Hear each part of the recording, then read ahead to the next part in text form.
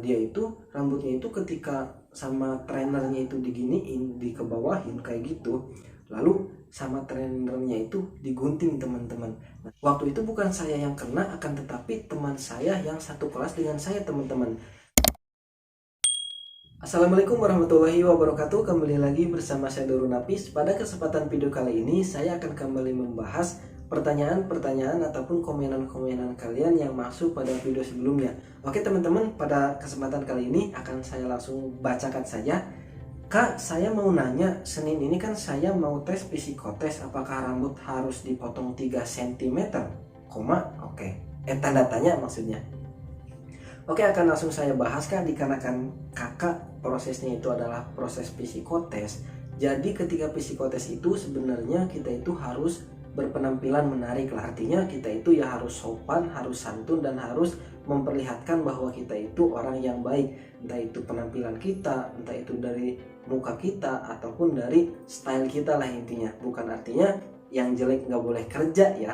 Artinya bukan yang jelek, yang hitam itu nggak akan diterima, itu belum tentu teman-teman. Yang terpenting kita itu merawat diri kita, dan yang terpenting kita itu serapih mungkin, maka kita itu akan bisa kerja di Indomaret. Oke teman-teman, akan saya bahas sedikit.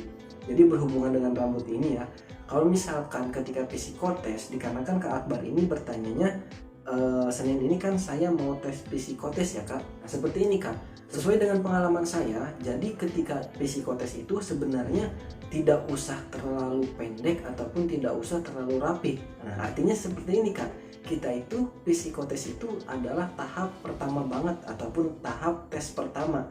Jadi intinya kita itu tidak akan banget ataupun tidak akan diteliti sedetail mungkin. Artinya kalau misalkan tinggi kita sudah cukup, kalau misalkan berat badan kita sudah ideal, kalau misalkan kita tidak punya pelanggaran seperti kayak ditindik, seperti kayak ditato, ya itu insya Allah kita itu akan diterima. Nah kalau misalkan untuk psikotes itu tuh tidak ada ataupun tidak harus 3 cm banget ya Kak. Akan tetapi kalau misalkan kita sudah ada di training center, kalau misalkan kita sudah lolos interview, lalu kita masuk ke tahap training, nah ketika training itu kita itu harus bener-bener, kita itu harus banget gitu ya, harus banget ngerapihin rambut kita Kak. Kita itu kalau misalkan rambutnya panjang, maka kita itu akan diberi SP ataupun surat kayak teguran kayak gitu ya teman-teman.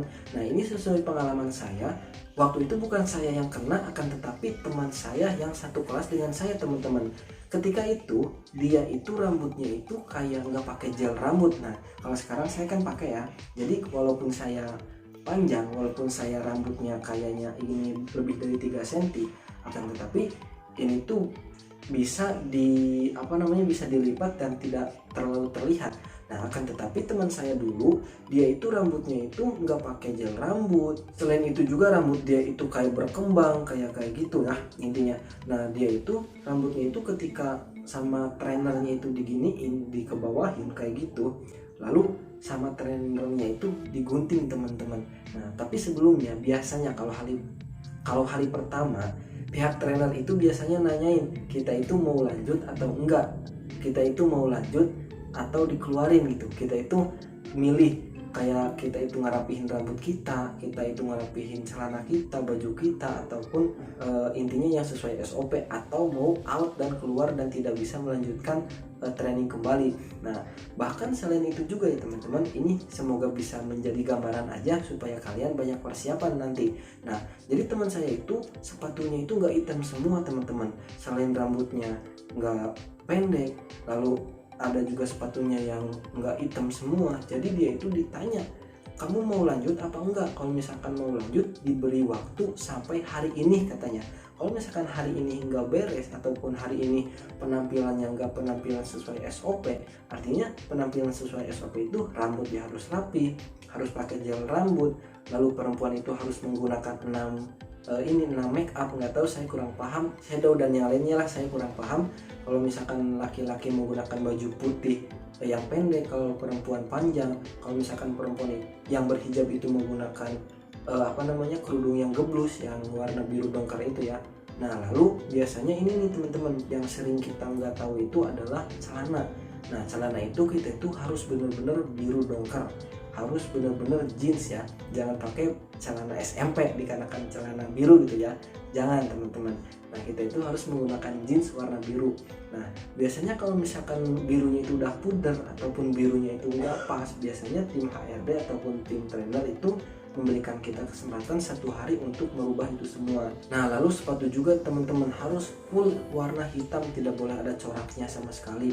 Dan waktu itu ada hampir 2 orang itu yang sepatunya itu nggak SOP lah, dan mereka itu repot banget.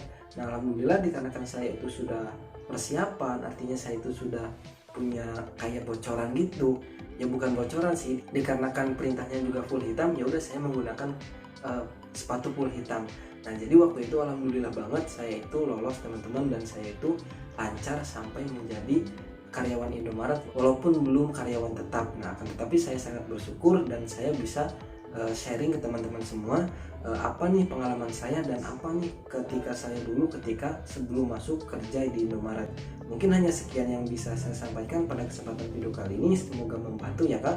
Akhirnya saya katakan terima kasih banyak sudah pada like, komen, dan subscribe. Dan buat kalian, kalau misalkan kalian mau kerja di Indomaret, apa salahnya kalau misalkan kalian nonton dulu video-video saya supaya bisa jadi gambaran aja. Sekian dan terima kasih. Wassalamualaikum warahmatullahi wabarakatuh.